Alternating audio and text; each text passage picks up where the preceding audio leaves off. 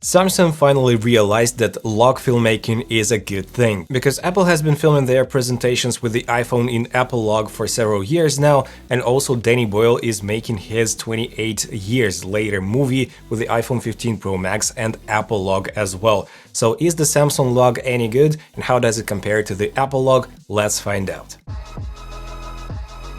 What's good, guys? My name is Oleg Nikitin, you're watching No Limits on channel, and first let's find out what the log is. Log stands for logarithmic, which means that you have not as contrasty and saturated image, and with the Apple Log we had less noise reduction and less over sharpening of the image. That is why it became very popular, and you could mix and match the camera footage with the Apple Log footage easily, as I did multiple times with my actual shoot. And now let's have a closer look at Samsung Log and what it does and compare it to the Apple Log. But before we start, I'd like to mention that I was color grading the Samsung Log with Alistair Chapman LUTs. They are free, and I have a link to download those for free absolutely in the description below, so you can use those to color grade Samsung Log. But guys, keep in mind that you'll have to lower the red channel saturation when you use those, and it's just a good conversion LUT, but you'll still have to do some tweaks to make the color look right. And I've been color matching those two, the Apple Log and the Samsung Log, manually as well. So the first thing to compare is the regular video mode on the Samsung on the left versus Samsung Log on the right in 4K. And when we zoom in 500%, and we can definitely tell that the images look very similar and the over sharpening is still there in Samsung Log. I would say those images look more or less comparable. Maybe Samsung Log looks like 10 to 15% better. Then I decided to compare the 8K regular video mode with the 8K Samsung Log. And as you can tell, guys, from the wide angle view, you can tell a real difference aside for the contrast, but I did tweak it myself. And here we can see on the 500% scale that the image still looks pretty much sharpened. We see a lot of noise reduction as well, and maybe Samsung Log looks just a tiny bit better. Here's the comparison of the sharpness. Keep in mind, guys, that I did tweak the colors because 4K is a bit greener and the 8K is a bit more towards magenta. And in terms of the sharpness, we can see that the 4K has much more over sharpening and the 8K has more noise reduction. The image looks slightly blurrier, but still I would prefer 8K in this regard. Here is the skin tone comparison, and I do prefer Samsung Log. It has better like shadows on my face, and all in all a bit better color reproduction in my opinion. And when we zoom in 300%, we still see a lot of over sharpening in my eyebrows, but still the Samsung Log looks just a tiny bit better and less processed, but still a lot of processing is going on. So now we're comparing the 1X Apple Log in 4K with the Samsung in 4K as well, and we can straight away see a lot of over sharpening on the Samsung. You can see it on the grass, and when we zoom in 500%, you can see the amount of over sharpening on the Samsung is crazy big, and that is why I much prefer the Apple Log, because it doesn't make the image look very digital.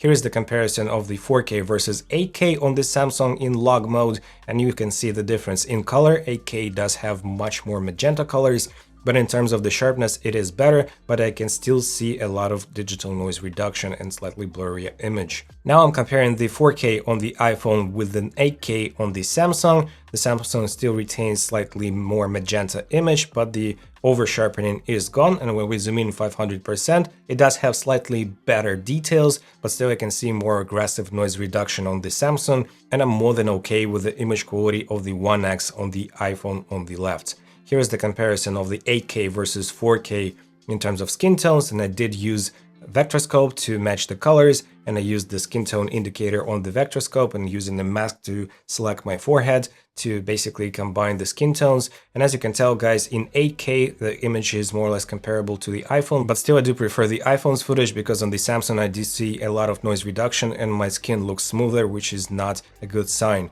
And here is the comparison of 4K versus 4K, and you can straight away see a lot of over sharpening of the Samsung, which is not something I like, and I can add the sharpening in post, but it's very hard to reduce the sharpness in post, like over sharpening. It has more details in the iPhone and has more over sharpening on the Samsung, as you can tell from the 300% scale image.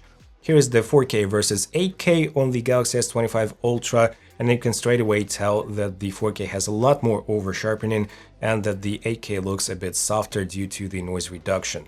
And here is the 4K 30 versus 4K 60 on the Samsung. The image looks exactly the same, and it's a good sign because previously Samsung did struggle with the 4K 60 mode. So here is the studio test and comparison, and as you can tell, Samsung has a tighter field of view. The phones were in exactly the same spot, and Samsung should have wider field of view on One X camera, but it does have a crop when you use it in the video mode, and that is why you get tighter field of view. And also you can see some bending on the Samsung, at least in my NLE, I can see some bending from the blue sign and from the warmer light on another side. And it's not a good sign, because on the Apple lock I don't see any bending. Probably YouTube will ruin the footage anyways, and you'll have some bending even in this shot with the 10-bit camera that I'm using right now, but Samsung does have it in the footage itself, whereas Apple lock is pretty much clean and it's a true 10-bit, whereas the Samsung lock could be an 8-bit, I'm not sure. But it falls apart pretty quickly, at least in 4K mode. In 8K it does have slightly better results, and right now you see the image on the iPhone without any sharpening, and here it is with sharpening at +4 in the NLE, in my editing software, and you can see that the sharpness levels are more or less identical, so you can achieve the same look with the iPhone pretty easily just by adding the sharpness in post, but you cannot dial down the sharpness. It's much harder to do, and that is why I would prefer Apple lock for in-studio environments. Now let's have a look at the 8K. Now the 8K does look better, it has not that much bending, but it has pretty strong noise reduction, and my skin looks a bit softer, not as many wrinkles as I have right here. So all in all, I would anyways prefer the Apple lock in this regard. Here is the comparison of the 4K versus 8K on the Galaxy, and as you can tell guys, the 8K looks better, but still not perfect in my opinion. And when you zoom in, you see some blocky artifacts in the 8K, and all in all pretty harsh noise reduction levels, but still I would prefer 8K due to less over sharpening of the image. But keep in mind guys that 8K is pretty tempting for your computer. I have the M1 Pro MacBook Pro and it struggles to work with the Samsung's 8K, something to consider. As you probably understood guys, I'm first taking a look at the One X camera, the best camera module on your smartphone, and then we'll take a look at the 0.6, 0.5x, 3x, 5x as well. So here's the extreme low light shot, 3200 ISO on both, 4K on the Apple lock and 4K on the Samsung. As you can tell, we have much cleaner image on the iPhone, even without zooming in, but when we zoom in 500% scale, you can see a lot of artifacts of noise reduction. We don't see the bricks on the walls on the Samsung, and we have a pretty severe green tint to the image. I tried to color grade it, but still it was a very pronounced. So here is the comparison of 4K versus 8K on the Samsung. And as you can tell, we have a very strong green tint on 4K and very strong magenta tint on the 8K. It has exactly the same color grading. So here we have the 500% scale, and I would prefer the 8K image on the Samsung if you have the low light situation, but still it retains a lot of noise reduction artifacts, and it's pretty blocky as well, so I wouldn't use Samsung in extreme low light conditions. So here's the comparison of Apple lock in 4K versus 8K on the Samsung. We still retain the parasite magenta color on the Samsung.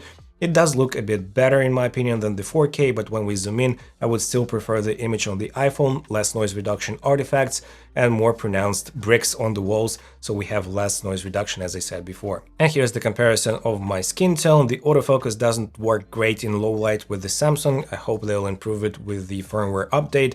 And as you can tell, I have more noise reduction artifacts on my face with the Samsung. I can see less features of my face, less wrinkles, less like a beard, hair, etc. So the Samsung gives you less natural image and more processed image, even though the Samsung lock should have given me like better results, more controlled footage than the stock camera configuration. And here is the 8K comparison, and probably autofocus wasn't on my face, unfortunately, so maybe this test is not that relevant. But anyways, here's the comparison, and I would much prefer the Apple lock with 1X at the iPhone 15 Pro Max. It's not even the 16 Pro Max, so it's like almost 2 years old phone versus the new flagship from Samsung. Here's the comparison of 4K versus 8K, and I can see autofocus struggling to see my face in this mode, something to consider as well. So here you can see a side-by-side comparison. Now we're comparing the ultra-wide cameras in 4K. Keep in mind that the Galaxy S25 Ultra has 50 megapixel camera on the ultra-wide, and it's not the best choice for filmmaking because we have tiny pixels. And here is the comparison when we zoom into 500% scale. We have more over-sharpening on the Samsung Galaxy S25 Ultra, and I would prefer the image from the iPhone, but still 1X camera will give you much better results, so prefer using the 1X camera on each system.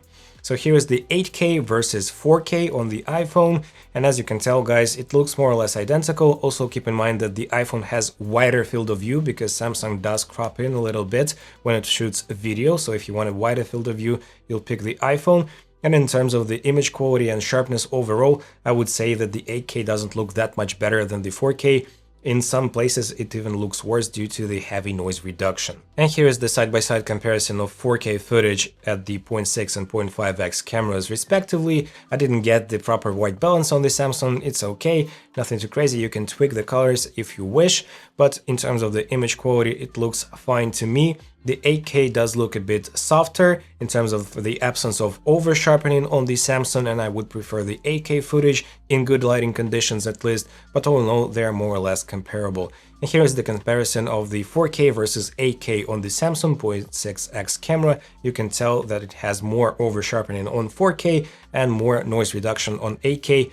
Let me know which one would you pick if you were using the 0.6x camera. And here's the extreme low light at 4K, 3200 ISO on both.